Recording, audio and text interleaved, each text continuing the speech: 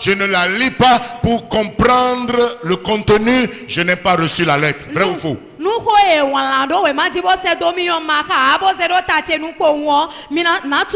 Plusieurs utilisent la Bible comme un livre de magie. Certains font ça. Dieu parle-moi. Et Judas se suicida. Il va dire non, je ne veux pas ça. Tu pleuras, je ne veux pas pleurer.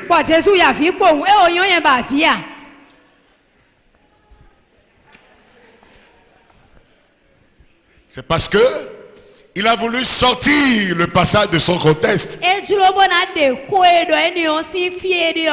Lis la Bible. C'est un message. Ça suit la raison. Lis ça et comprends avec ta raison. Reçois le message et comprends ce message. Allie ta vie conformément à ce message. Et c'est ainsi que tu peux demeurer dans sa parole. Et tu seras vraiment son disciple. Plusieurs ne font pas ça. Ce qui est à la mode aujourd'hui. Quelle est la mode? On va sur les montagnes de prière. Montagne de prière. Montagne de prière. Et on cherche. Dieu, c'est avant tout la parole. Dieu t'a parlé. La Bible dit dans Hébreux 1, après avoir parlé à plusieurs reprises et de plusieurs manières à nos pères par les prophètes, Dieu dans ces derniers temps nous a parlé par le Fils, par son Fils. Dieu nous a parlé par son Fils. Ce que Dieu me dit, je ne veux pas écouter et c'est moi qui veux lui parler tout le temps. Tout le temps, c'est ça. Ceux qui ne lisent pas la parole et qui veulent toujours prier seulement, c'est ce qu'ils font. Je ne veux pas entendre. Écoute ce que je veux dire. Je ne veux pas entendre. Si tu es avec quelqu'un, tu parles, ne t'écoute jamais. C'est lui qui veut parler. C'est comme un combat. Il veut t'arroser de paroles. C'est pas normal. Parler, communiquer avec quelqu'un, il parle, tu écoutes, tu entends, tu réponds et tu dis aussi quelque chose. C'est ça la communion que Dieu veut avec son peuple, n'est-ce pas?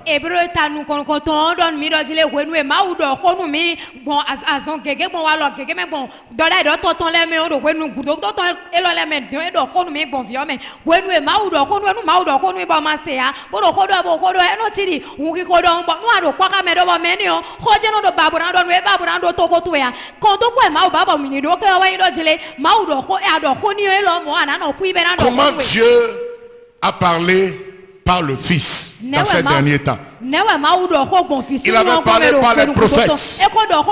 Il a parlé par Noé. Il a parlé par Abraham. Il a parlé par Moïse.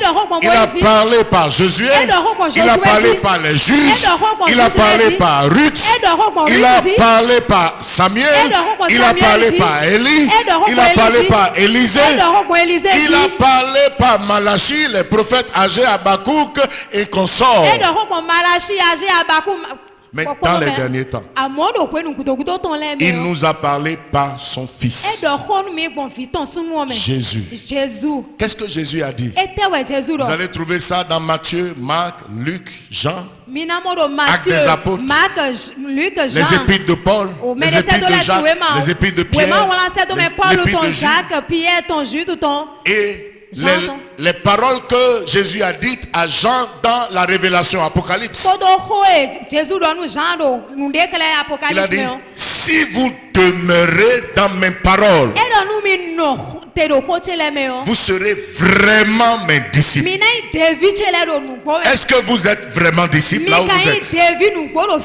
Pour que je sois ou tu sois disciple, qu'est-ce que je dois faire? Je prends connaissance de ce qu'il me dit. J'accepte. Je pratique. Et là, je suis disciple. Si tu veux que Dieu soit avec toi, c'est ce qu'il faut commencer à faire. Frères et sœurs, dans l'évangile Selon Jean, le chapitre 14.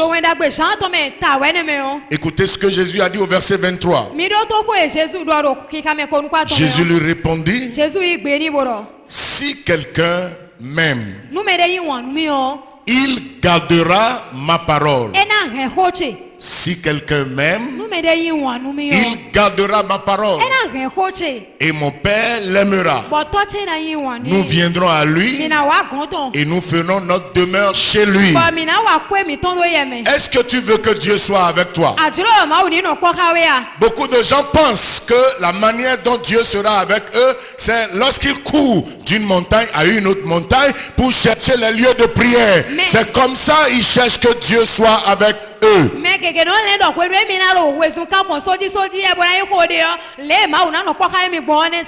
Et ils font la course et ils voient que la course n'a rien donné.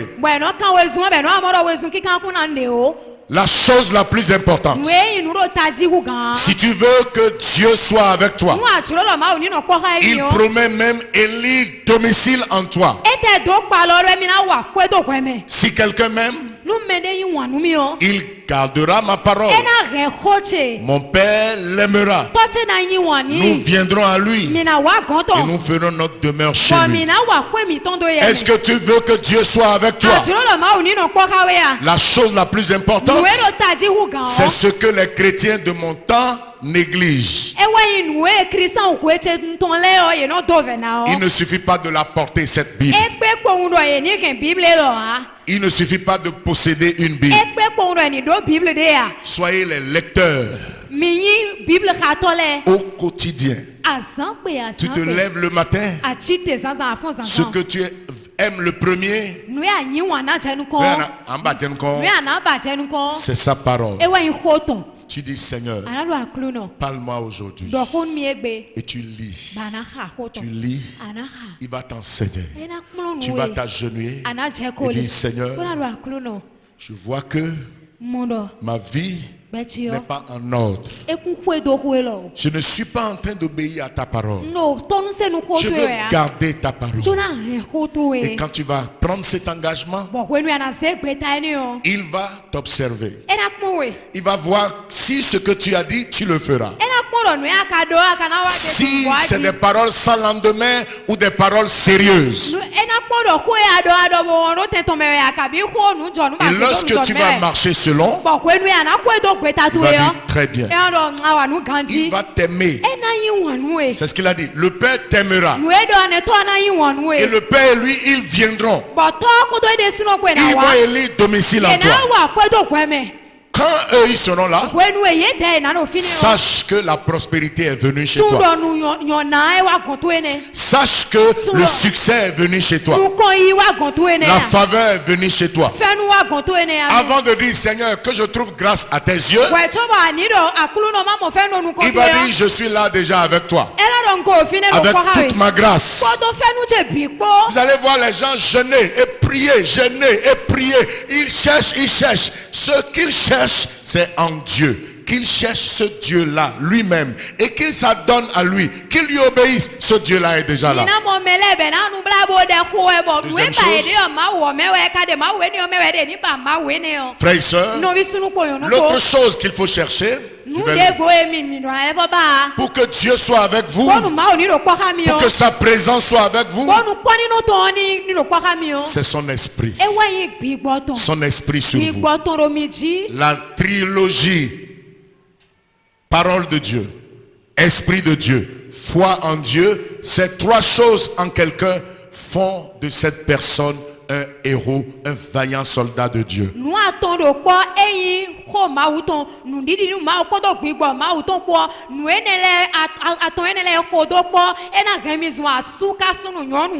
L'Éternel dit à Samuel dans 1 Samuel 16, il est l'heure. Lève-toi, oins-le, car c'est lui. Samuel prit la corne d'huile. Éloigné, on parle de David, hein? Et l'esprit de l'Éternel saisit David. À partir de ce jour, Et dans la suite, Samuel se leva et alla à Rama. Lorsque l'esprit de l'Éternel se retira de Saül, je suis au verset 14 de 1 Samuel 16. 1 Samuel 16, verset 14. Okay. Qui fut agité par un mauvais esprit. Les serviteurs de Saül lui disent: voici un mauvais esprit de Dieu t'agite. Écoutez, c'est une manière de parler. Le mauvais esprit n'est pas de Dieu. Le mauvais esprit a été autorisé par Dieu. Lisez comme cela.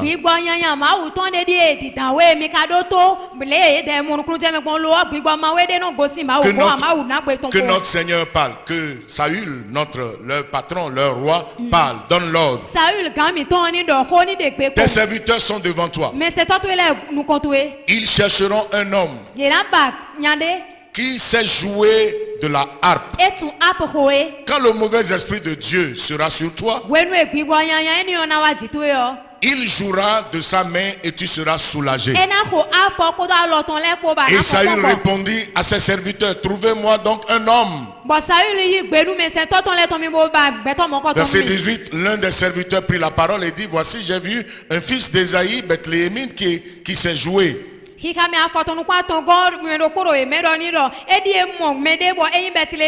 C'est aussi un homme fort et vaillant, un guerrier, parlant bien et d'une belle figure, et l'Éternel est avec lui. Comment ont-ils su que l'Éternel est avec lui? Quand l'Esprit de Dieu est venu, et l'Esprit l'a saisi. À partir de ce jour, David était devenu différent. L'Esprit de Dieu sur toi fera de grandes choses. Mais comment on reçoit l'Esprit de Dieu? Jésus a promis: vous recevrez une puissance. Le Saint-Esprit surviendra sur vous et vous serez mes témoins. Il a dit: attendez jusqu'à ce que vous serez revêtus de la puissance d'en haut. Plusieurs enfants de Dieu ne savent pas attendre. Ils sont pressés. Mais Jésus a dit dans Luc 24, 49, attendez. Attendez jusqu'à ce que vous soyez revêtus de la puissance d'en haut. Et c'est là où l'attente nécessite les prières. C'est là où l'attente nécessite les retraites de prière. Tu vas tourner le dos à la télévision. Tu vas tourner le dos à la radio. Tu vas tourner le dos au bavardage stérile. Tu vas t'enfermer là dans ta chambre. Ton père est là dans le lieu secret. Et tu vas lui dire: Seigneur, je veux être rempli de toi. Je veux ton esprit sur moi. Et le Saint-Esprit viendra. Et quand l'Esprit de Dieu vient sur toi, sa parole est au-dedans de toi. Tu deviens un véhicule qui transporte la présence de Dieu. Quand tu vas prendre simplement la guitare ou le violon, et tu seras en train de jouer, l'Esprit de Dieu sur toi, la présence de Dieu en toi, ne peut pas permettre qu'un démon soit dans ton environnement. C'est ça qui fait la puissance de Dieu. Ce ne sont pas les jacasseries pour montrer que je sais jouer. C'est pas ça qui chasse les démons. Mais c'est l'Esprit de Dieu. C'est la présence de Dieu. Ça véhicule la puissance. L'Éternel était avec David. Frères et sœurs, et lorsque David, tout petit, enfant encore, est allé voir ses grands frères pour leur donner la nourriture, le géant Goliath était là. Et quand il sortait, les vaillants soldats d'Israël se cachaient. Et il parlait, narguait le peuple de Dieu. Et David a dit, moi j'irai, je le combattrai. Son grand frère Eliab a dit, tais-toi. Qu'est-ce que tu peux? Il l'a laissé. Il est allé voir d'autres. Il dit, moi j'irai, je le combattrai. Et Saül a dit, tu es un enfant. Tu ne peux pas le combattre. David dit à Samuel que personne ne se décourage à cause de ce Philistin. Il disait à Saül, ton serviteur ira se battre avec lui. Saül dit à David, verset 33, 1 Samuel 17, tu ne peux pas aller te battre avec ce Philistin. Car tu es un enfant. Et il est un homme de guerre dès sa jeunesse. Vous connaissez la suite. David n'a pas eu peur. Même enfant, il n'a pas eu peur. Ça me rappelle, quand j'étais enfant, j'avais souvent très peur. Mon grand frère va vous le dire. Il voulait me rendre courageuse et il me faisait plus peur quelquefois. Il faisait exprès de m'enfermer dans la chambre. Il m'enfermait. Et passe par le côté. Je n'oublie pas cette image. Et envoie des feuilles dans la chambre.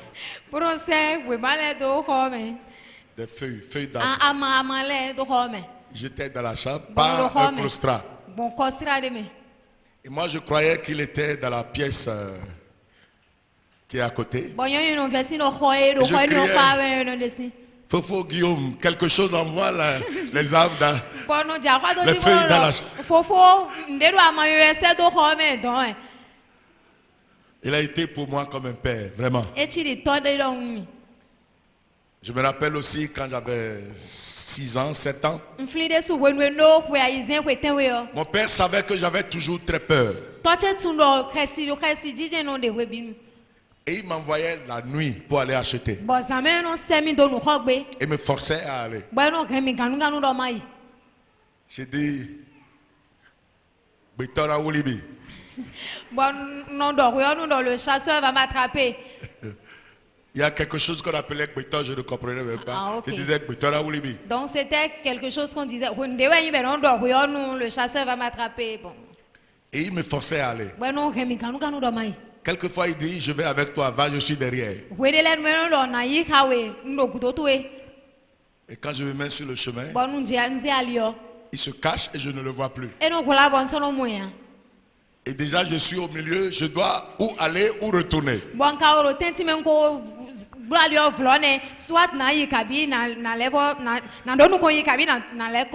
Vous vous imaginez en 1970, il n'y avait pas beaucoup de lumière à Cotonou. 1970,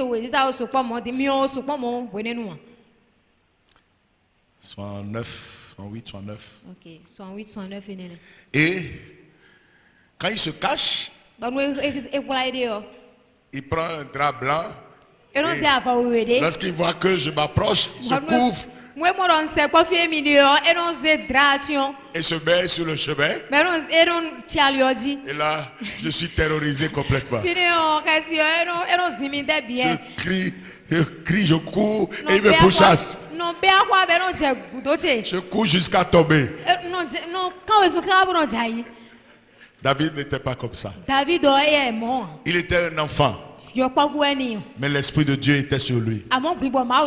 Il était très courageux. Frères et sœurs, il a combattu Goliath. Tandis que ses grands frères avaient peur. Verset 45, 1 Samuel 17. Il a dit aux Philistins, tu marches contre moi avec l'épée, la lance et le javelot. Et moi je marche contre toi. Au nom de l'Éternel des armées. du Dieu de l'armée d'Israël, le Dieu que tu as insulté, je viens contre toi au nom de ce Dieu. Si Dieu est avec toi et tu as peur, Dieu ne sera pas content de toi. Parce que sans la foi, tu ne lui seras pas agréable. C'est pourquoi il a dit, ne crains pas. Ne promène pas des regards inquiets. Je te soutiendrai de ma droite triomphante. Ne crains pas ma soeur. Ne crains pas mon frère. Ne promène pas des regards inquiets. Qu'est-ce qui te fait peur? Quelque chose qu'on appelle maladie. Celui qui a la puissance de guérir les maladies est avec toi. Il guérit les cancers. Il guérit toutes sortes de maladies. Il peut te guérir. Je dis, il peut te guérir. Pourquoi tu as peur d'une maladie? Parce que le médecin t'a dit tu es malade. Celui qui enlève la stérilité, c'est lui qui est avec toi. Il te guérira. Pourquoi tu as peur? Parce que le monde entier s'est aligné autour de toi. Il a dit dans sa parole, ne crains rien. Il dit l'ennemi viendra contre toi par un seul chemin, mais par sept chemins il s'enfuira. Au nom de Jésus, ça s'accomplira sur toi. Il a dit si on forme des complots, cela ne viendra pas de moi l'Éternel. Quiconque se liguera contre toi, quiconque se liguera contre toi, quiconque se liguera contre toi, il tombera sous ton pouvoir. Toute arme forgée contre toi sera sans effet. Goliath venait contre David. Il a dit, suis-je un chien pour que tu viennes contre moi avec un bâton et des pierres? Je donnerai ta chair aux oiseaux. Et David a dit, il dit, moi je te couperai la tête. Mais il n'a rien pour couper sa tête. Il a dit, je te couperai la tête. Et il s'avançait. Et tel que Goliath vient et celui qui tient son bouclier était devant. Il n'y a aucune manière pour que ces pierres, les pierres de David atteignent Goliath. Il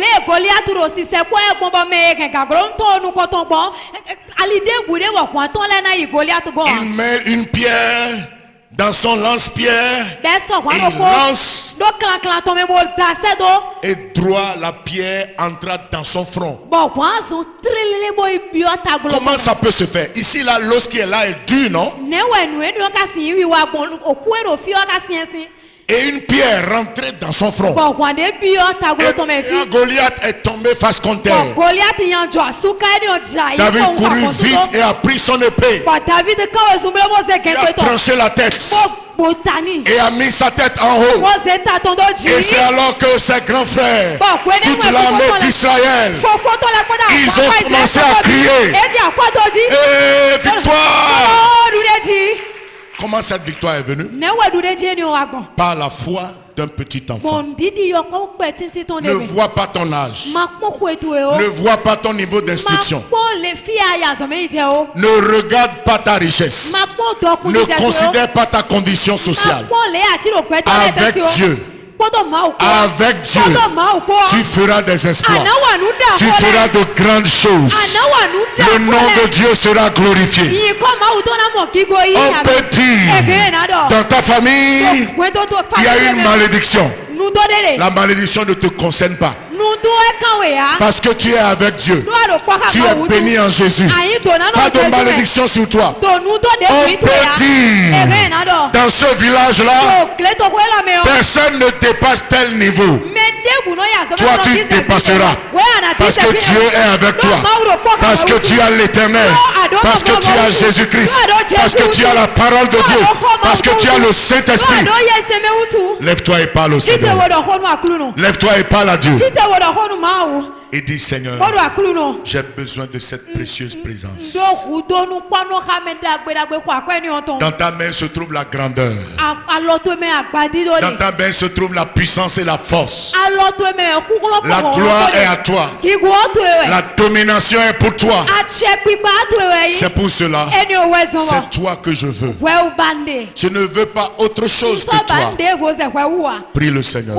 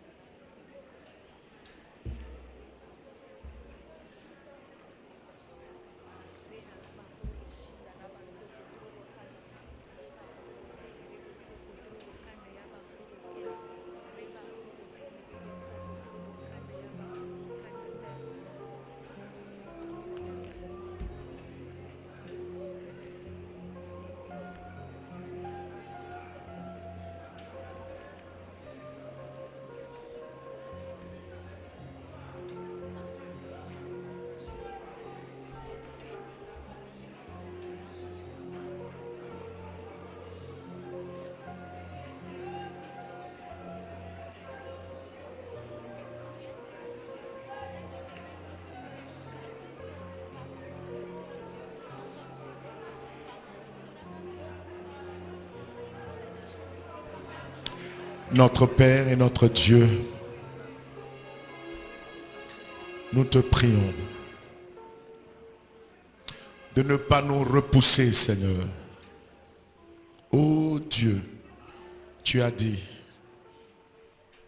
celui qui vient à moi, je ne le mettrai pas au dehors.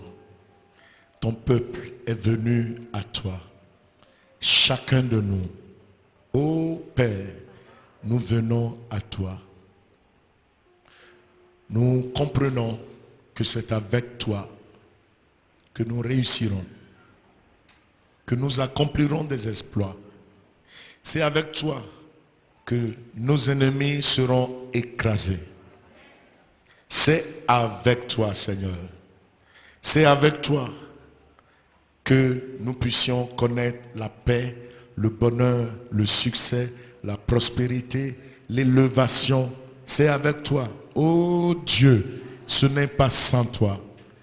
Si toi, tu n'es pas avec nous, et nous sommes de simples religieux, des gens qui se mettent à faire seulement des efforts hors de ta parole, pas avec ta parole, nous savons que nous ne pourrons pas aboutir. C'est pour cela, aide-nous. Aide-nous, Seigneur, à nous ancrer dans ta parole, à nous ressourcer dans ta parole, et que cette parole habite en nous, que nous la gardions, que nous nous y demeurions, et que nous puissions jouir de ta précieuse présence de tous les jours. Et c'est ainsi que nous serons assurés que ni la mort, ni la vie, ni les dominations, ni les autorités, les principautés, la profondeur, la hauteur, aucune de ces choses, ni l'épée, ni la faim, ni la nudité, qu'aucune de ces choses ne peuvent nous ébranler. Seigneur, aide chacun de nous. Accorde ta bénédiction et ta présence, la bénédiction de ta présence à chaque personne qui est ici ce matin. Qu'aucun de nous, ô Dieu, ne soit privé de cette précieuse présence. Merci pour ton amour. Merci pour ta parole. Merci parce que nous savons que marchant avec toi, quelle que soit notre faiblesse, notre incapacité, nous serons forts avec toi à faire de grandes choses, à aller loin, à connaître le bonheur et la prospérité, le succès dans les choses que nous entreprenons. Béni sois-tu, Seigneur. Au nom de Jésus-Christ, nous avons prié.